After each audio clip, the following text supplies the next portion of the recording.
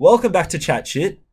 This off-season review is for Port Adelaide, team that's looking really, really good at the moment. What have you got to say, Aiden? Well, look, another team that went on in straight sets, the same as Melbourne. I think no one really expected them to win at the Gabba against Brisbane, being pumped by 48.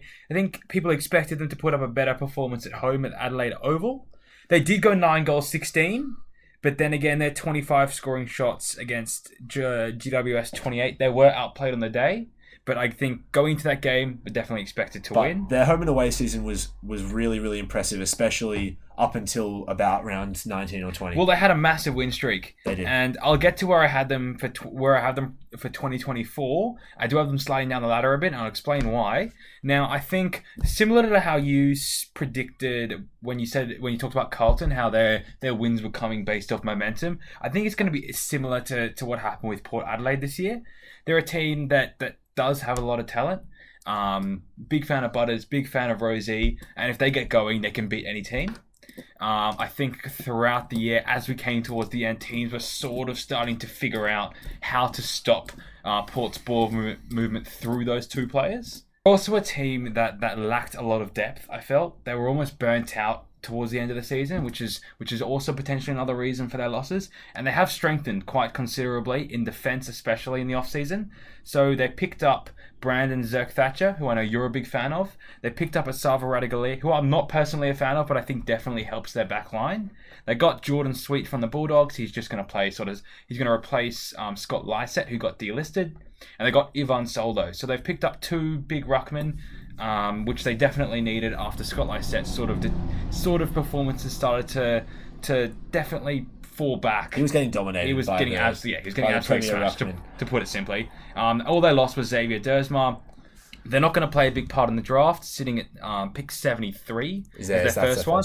So yeah, they're not really going to play. But I think a big part was depth. They solved that. A big problem was the defense. They've clearly solved that.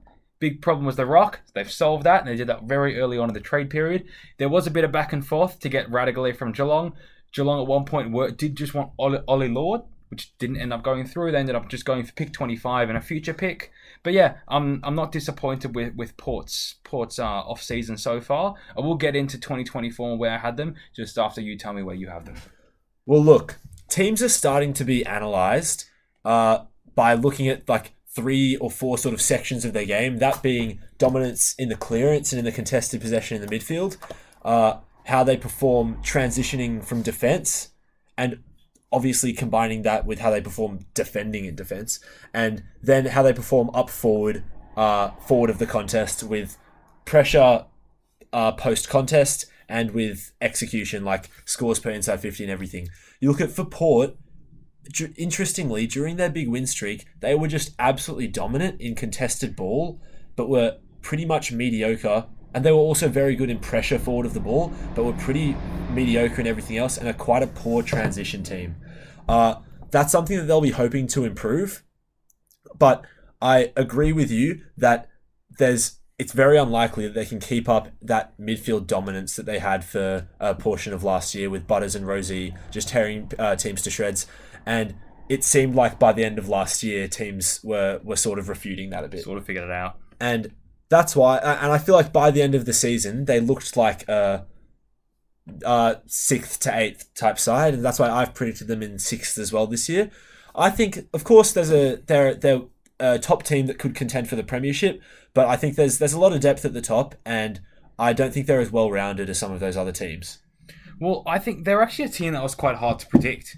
So I had them in 8th, so also like you said, 6th to 8th sort of period. I wouldn't be surprised if they even drop out of the top 8, or even if they pushed up to as high as like 4th or 5th, just based on the fact that they did it last year. They're a young team.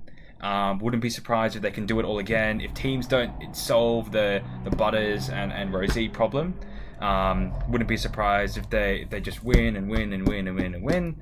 But yeah, sitting in 8th spot. Not going to play in the draft. Not going to get any better than they are now. Be interesting to see what Ken Hinkley does with the side going into 2024. Probably has to change it up with all the analysis coming in on the way they currently played at 2023. Wouldn't have been happy going out in straight sets, but we'll see how they go in 2024. I gotta say, I think the pickup of Radagalier was actually a really good one. Did you see how Radagalier was playing at the start of 2023 with Geelong? Yeah, but he huge. seems like He has huge potential. I feel like he's got potential, but I think he panics a bit. Yeah. Like there were times when he had an easy mark and he's under pressure and he sort of just fluffs his lines, or at times he's had an easy kick and sort of fluffs his lines. Maybe it's a confidence thing because he was sort of in and out of the squad. At Geelong. At Geelong. He'll definitely be permanently in the side for Port. So I think maybe the permanent spot does help him. Just he's a guy you can just picture flying into a pack, spoiling and dominating a guy, just sheer strength in a one-on-one competition down back. Also a guy that can play forward, can play as a second ruck. So yeah, I'm not the biggest fan of him, but definitely brings a lot of utility. Yeah, we're gonna wrap it up there. Thank you, and we'll see you all on the next one.